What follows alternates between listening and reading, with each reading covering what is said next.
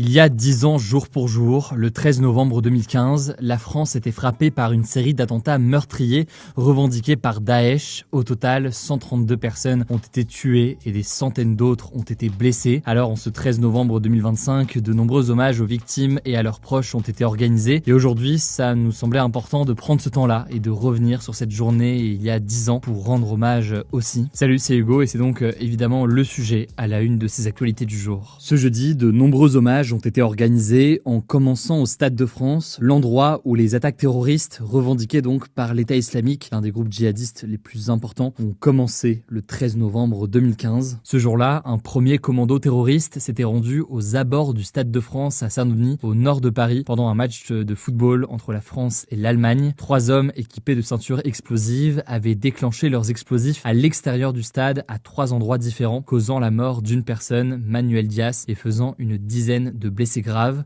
Ils avaient tenté de pénétrer à l'intérieur du stade. Un premier hommage a donc été rendu en fin de matinée. Le maire de Saint-Denis a déclaré que Manuel Dias avait été, je cite, la première vie fauchée par l'obscurantisme et le barbarisme de cette journée. Les hommages se sont ensuite poursuivis tout au long de la journée sur chacun des lieux des attentats. Après le Stade de France, différents hommages ont eu lieu aux abords des bars et restaurants parisiens visés il y a 10 ans par les attaques d'un deuxième commando terroriste. Il s'agit du Petit Cambodge, du Carillon, de la Bonne Bière, de la Casa Nostra, ainsi que la Belle Équipe et le comptoir Voltaire. En quelques minutes, les terroristes armés de Kalachnikov avaient tué 39 personnes et fait des dizaines de blessés. Les hommages retraçant les attaques se sont finalement déroulés devant le Bataclan, cette salle de spectacle, elle aussi située à Paris, où le dernier commando de terroristes s'était rendu le 13 novembre 2015, tuant 90 personnes. Le président Emmanuel Macron s'est donc rendu tout au long de la journée, accompagné de nombreux élus sur chacun des lieux de commémoration pour se recueillir aux côtés des victimes et des organisations de victimes qui étaient elles aussi invitées. Une minute de silence a également été observée devant chaque lieu touché par ces attentats. Mais les hommages ne se sont pas arrêtés là, puisque vers 18h, les cloches de la cathédrale Notre-Dame de Paris et de toutes les églises de la capitale ont sonné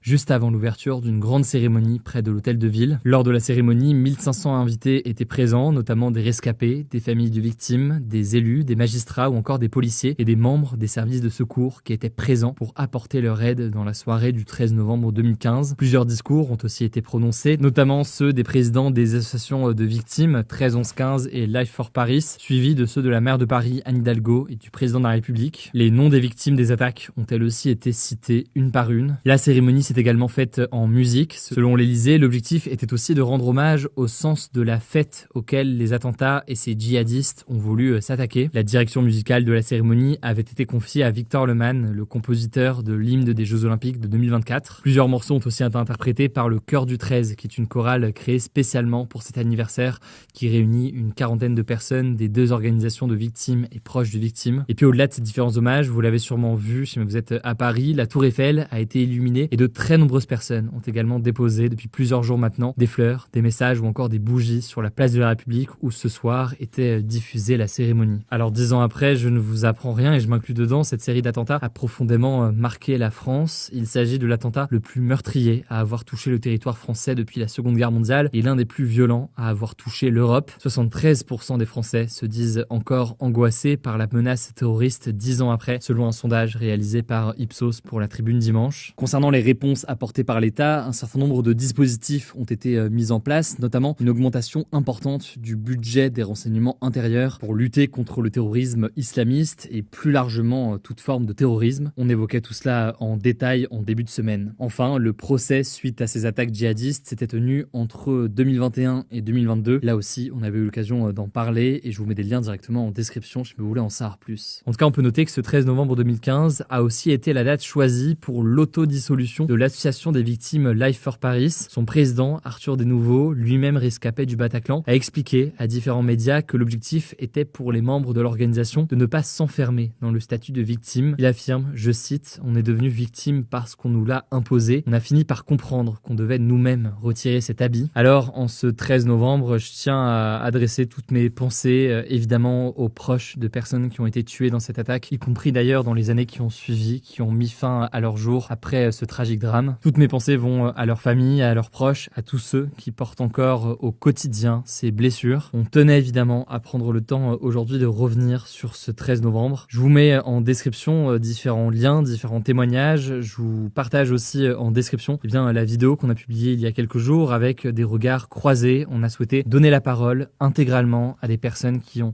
été victimes ou ont été directement touchées par ces différents attentats. Elles nous racontent leur histoire, certes du 13 novembre, mais aussi de l'après, un après qui est parfois peu évoqué ou peu connu. On vous invite aussi à prendre le temps d'écouter les différents témoignages. On va vous mettre directement des liens en description. De notre côté aussi, on a essayé de participer et donner la parole intégralement dans le cadre d'une vidéo de près d'1 heure à différentes victimes de ces attentats. Je tiens à les remercier une nouvelle fois pour leur temps et leurs témoignages précieux. C'était absolument bouleversant mais essentiel pour ne pas oublier et pour transmettre. Je vous laisse avec Elie Sarah pour le reste de l'actualité et je reviens juste après. Merci Hugo et bonjour à tous. On commence avec cette actu.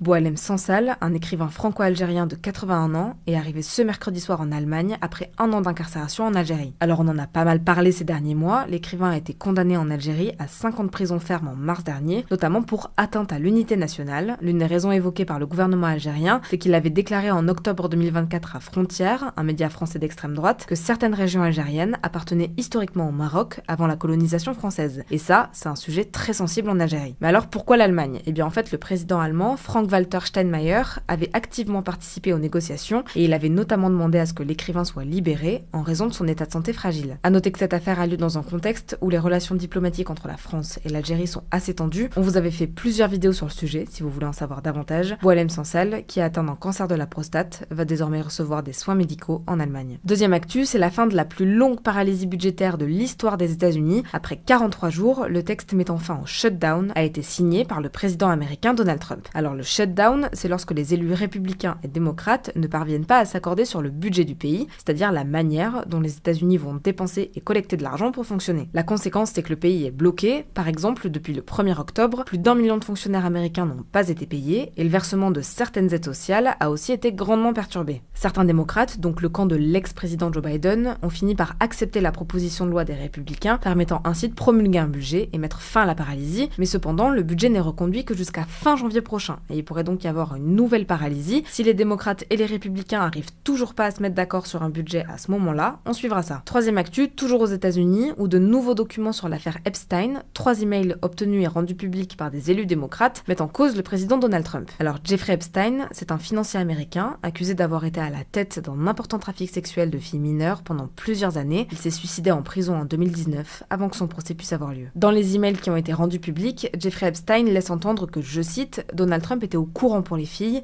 et a passé plusieurs heures au domicile d'Epstein avec l'une des victimes. Donald Trump a réagi en accusant les démocrates de promouvoir une supercherie et que seul un républicain très mauvais ou stupide tomberait dans le piège. Il faut savoir que le président américain a toujours démenti avoir eu connaissance des activités criminelles du financier, dont il était un proche avant que leurs relations ne se tendent dans les années 2000. Pendant sa campagne, il avait même promis des révélations sur l'affaire Epstein, ce qui n'a pas eu lieu. À noter qu'une pétition pour forcer le gouvernement à publier des documents sur l'affaire a récolté un nombre suffisant de signatures pour qu'un vote à ce sujet ait lieu dans les prochains jours à la Chambre des représentants, l'équivalent de l'Assemblée nationale en France. Quatrième actu, les ministres ukrainiens de l'énergie et de la justice ont démissionné ce mercredi sur demande du président ukrainien Volodymyr Zelensky à cause d'un scandale de corruption qui secoue le pays. Ce qu'il faut savoir, c'est que ce lundi, les résultats d'une enquête du Bureau national anticorruption d'Ukraine, une institution indépendante du pouvoir exécutif, ont été publiés. L'enquête porte sur un système présumé de corruption et de blanchiment d'argent dans le secteur énergétique, estimé à près de 100 millions de dollars. Le producteur Timur Mindich, un proche de Volodymyr Zelensky, est notamment visé par l'enquête et il a quitté le pays, selon un responsable du Bureau national. Le président ukrainien a réagi mercredi en déclarant qu'il était inacceptable que certains stratagèmes continuent d'exister dans le secteur de l'énergie,